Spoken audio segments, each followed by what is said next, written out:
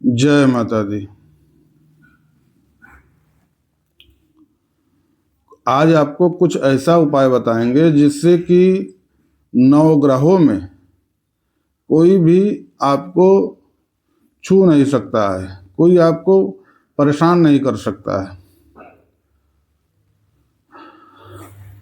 इसमें एक उपाय तो थोड़ा कठिन है, जो उसको भी हम आपको बता देते हैं।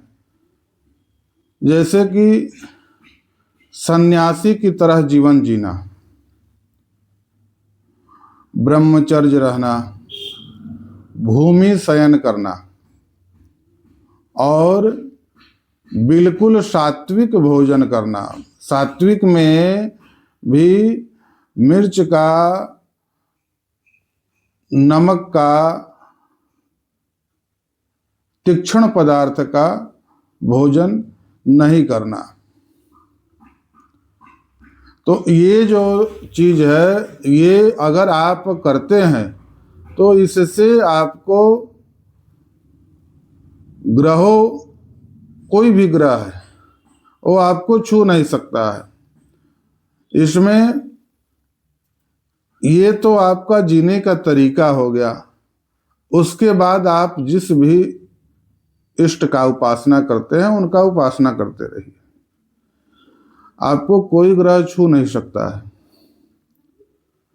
इसमें दूसरा है कि अगर आप इतना ज़्यादा अपने आप को नहीं उसमें, अपने आप को उस परिवेश में डाल सकते हैं, तो इसका एक दूसरा भी ऑप्शन है। दूसरा एक है कि आप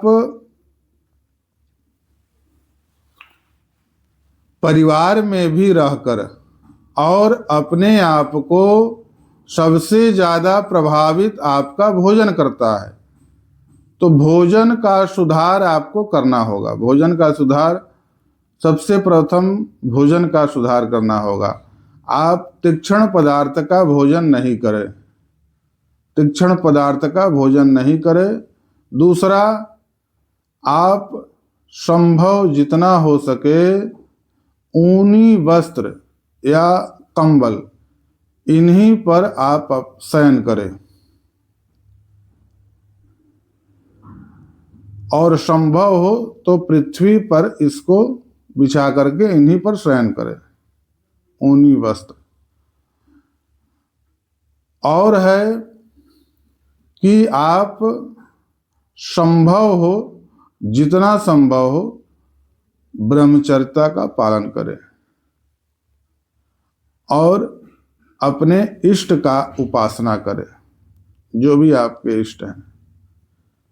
नित्य नैमित्तिक में आप अगर इतना भी परिवर्तन कर लेंगे तो आपको ग्रह परेशान नहीं करेंगे, ग्रह का प्रभाव आपको, आपके ऊपर लागू नहीं होगा। विशेष रूप से इन सब थोड़ा थोड़ा अगर हम इसमें परिवर्तन भी करेंगे तो आपको ग्रह हावी आपके ऊपर नहीं होगा। हाँ, अब ये है कि आप अभी तुरंत ही कर रहे हैं और तुरंत आपके ऊपर ग्रह का प्रभाव है, तो ऐसा नहीं है कि ये तुरंत उसका प्रभाव खत्म हो जाएगा। अगर पहले से उसका प्रभाव है तो आपको धीरे धीरे उसमें परिवर्तन समझ में आने लगेगा। अगर इस तरह का जीवन आप जीना शुरू कर देंगे तो इसमें आपको परिवर्तन समझ में आने लगेगा। और ये बहुत कठिन नहीं है, इसको थोड़ा सा आपको अपने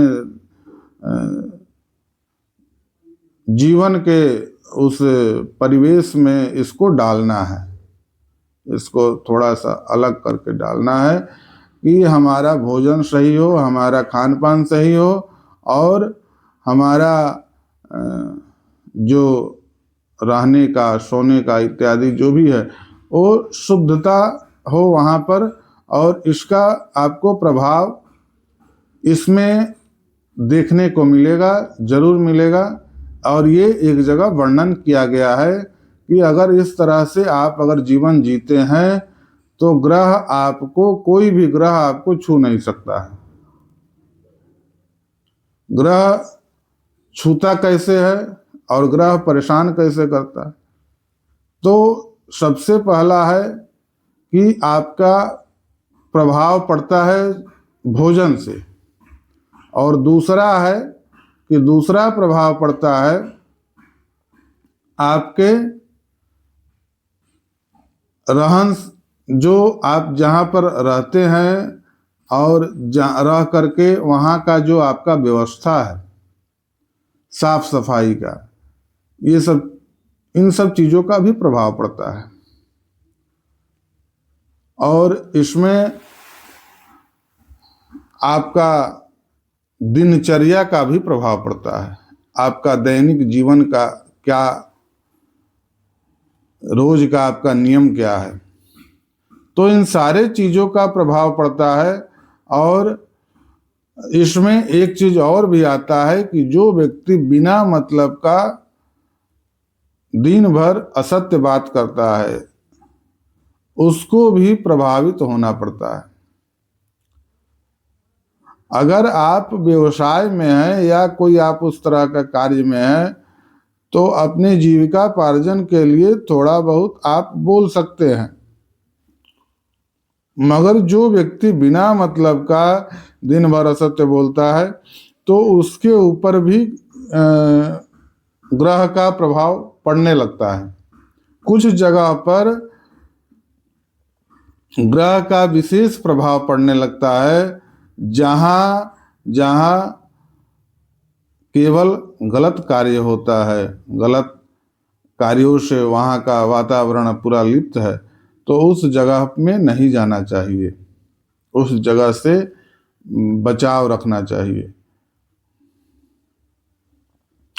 तो इससे क्या होगा कि आपका जो ग्रह का अगर आपके प्रतिकूल प्रभाव पड़ने वाला है तो ये आपके अगर जीवन का तरीका, जीवन शैली अगर परिवर्तन हो जाएगा तो आपको ग्रह प्रभावित नहीं करेगा।